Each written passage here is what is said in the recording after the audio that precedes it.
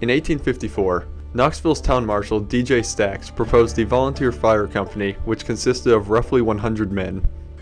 After 31 years of service, the Volunteer Fire Company officially became the City of Knoxville Fire Department on March 17, 1885. The Knoxville Fire Station headquarters, or also known as Fire Station 1, was initially based in City Hall, and then moved to Commerce Avenue in 1987. It was taken down due to a road improvement project on Summit Hill Drive in 1977, and would later be rebuilt on Summit Hill Drive, where it remains in operation to this day. My name is Charles Mumford. I'm a captain on the tiller for the Knoxville Fire Department. The building was built in 1975. It's like our main hub for downtown.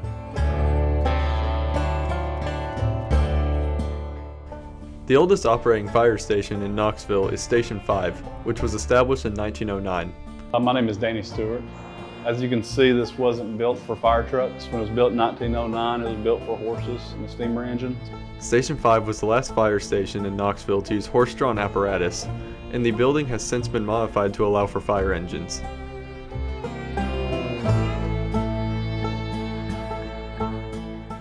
Fire Station 17 was built in 1963 as more fire stations were being added to Knoxville. On February 17, 2023, it became the first fire station in Knoxville to implement a safe haven baby box. My name is Dustin Bull. I'm a captain here. I work with certain charitable organizations. They even work at the state level because there were certain laws that had to be put in place or changed to allow the legal surrender of a child into the baby box.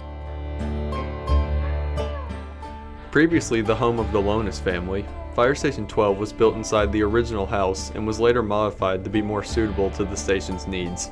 My name is Pete Hayes. I work for Knoxville Fire Department. I've been here since April of 2002. This is Fire Station 12. It's called the Lonis building. This was originally owned by the Lonis family. It's over 100 years old. This is originally a farmhouse, and they donated it to the fire department. It has been Station 12 since 1930. The family had only a few noted requirements, being that the oak trees must be preserved and a picture of Samuel Richard Lonis must be kept in the fire station. Fire Station 20 was built in 1967 as the fire stations continued to expand throughout Knoxville, and it is one of the busiest fire stations in the city. My name is Corey Killian. My current position is Master Firefighter. The building we're in right now is Fire Station 20. It houses Squad 20 and Hazmat 1. Because sometimes after a tough call, we come in and we may have to sleep. You know, we may get a fire at 3 in the morning and we come back and sleep, try to get a nap in before we go home. So it stays pretty dark and pretty cozy in here. And here is the kitchen. This is where all the magic happens. I mean, it's one of the most important parts of a fire hall. This is where we all congregate, and you know, if you don't know how to cook, this is where you learn. You got to come down here and learn. If you like to eat, you got to learn how to cook. That's how we operate. So Everybody on our shift, really on all 3 shifts, tries to get a good hour workout in every day. So we do that lifting weights or the treadmill, and sometimes we just walk around the neighborhood just to try to keep moving as much as we can. Another secondary workstation. Over here we've got some medical supplies, some things. These are homemade blankets the lady makes for the baby box, so that any baby that gets put in the baby box has a fresh, homemade, handmade blanket. Living area, television. If we have downtime, we haven't had any downtime today. It's called the watch stand. That's this small room over here, and this is the room where our computers are at, and this is all of our online training we try to do in here. We have online reporting for our calls, so we do all of our reports in here. And then over here is our locker room. So every firefighter has their own locker room to keep their personal stuff. There's all these, the captain's over here on this side, but these have all been remodeled. This was not like this before. We just had metal lockers here in the past, and so when they did the remodel, they built these lockers for us, which is really nice. We really appreciate it. And then this door here leads to the fire pole. So if we get a call, we can get out in the room, hit this button here, drops the door down, and just real easy.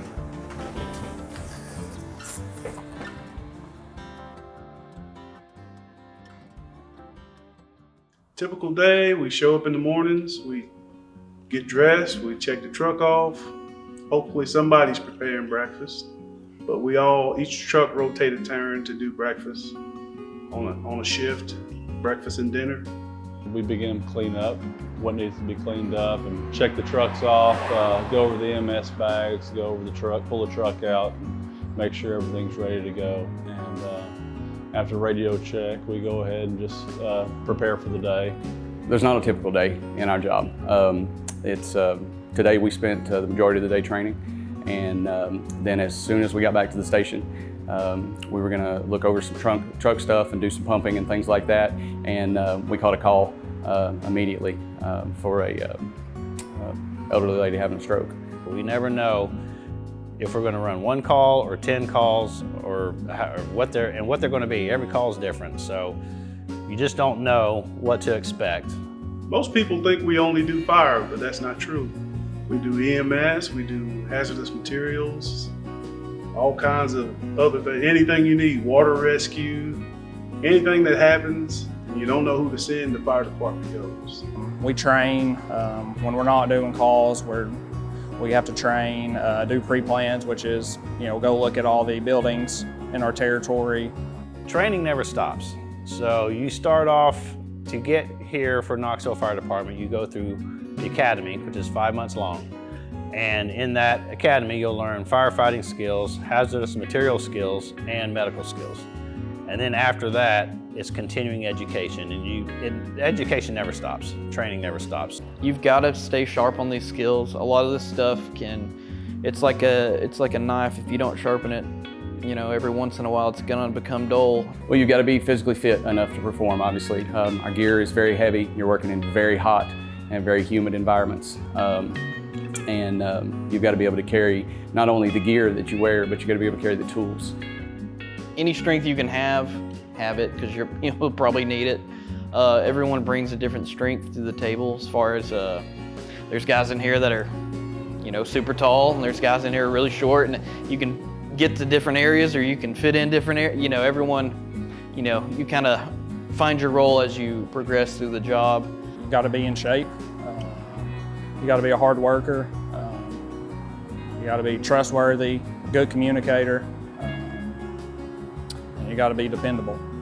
And mental health, that's a big thing with the fire department. We see a lot of really bad things. But you need to have some fortitude to do your job, get through it. But with the really bad calls, we help each other out with it.